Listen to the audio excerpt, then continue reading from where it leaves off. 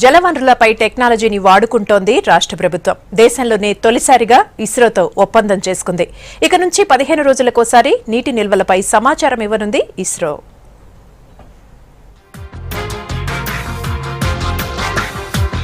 తెలంగాణలో నీటిపారుదల ప్రాజెక్టులు, జలవనరుల సమాచారానికి సంబంధించి రాష్ట్ర ప్రభుత్వం ఇస్రోతో ఒప్పందం చేసుకుంది.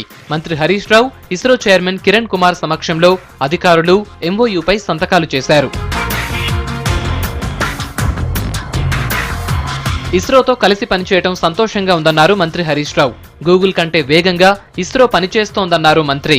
మరి ఇప్పుడు ఇస్రో గూగుల్ మ్యాప్ల కంటే వేగంగా ఇంకా 0.65 సెంటీమీటర్స్ స్పేస్ తోని డేటా అవైలబిలిటీ తీసుకురావడం జరుగుతూ ఉంది. ఆల్మోస్ట్ ఎవ్రీ 15 days కు డేటా ఎక్స్చేంజ్ చేసుకునే విధంగా ఇస్రోతోని ఒక ఒప్పందం చేసుకొని మరింత ఎఫెక్టివ్ గా ఇరిగేషన్ డిపార్ట్మెంట్ పనిచేసే విధంగా ఈ యొక్క ఒప్పందాన్ని ఈరోజు మనం చేసుకోవడం జరుగుతూ ఉంది.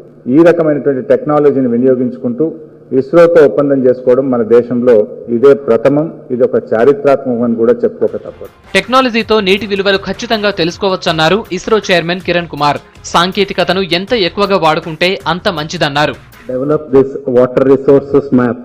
Today we are in a position to generate based on the satellite data every few weeks, 10 days to 15 days time, what is the actual surface extent of these water bodies.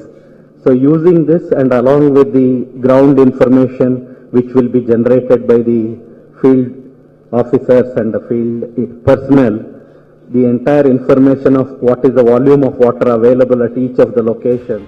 తాజా ఒప్పందంతో రాష్ట్రంలోని చెరువులు, కుంటలు, రిజర్వాయర్లు, ఇతర జలాశయాల పరిస్థితిని ఎప్పటికప్పుడు ఉపగ్రహంతో తెలుసుకోవచ్చు. ప్రతి 15 రోజులకోసారి ప్రాజెక్టుల్లో నీటి నిల్వలు శాటిలైట్తో నమోదు చేసి ఎప్పటికప్పుడు సమాచారాన్ని అందించనుంది ఇస్రో.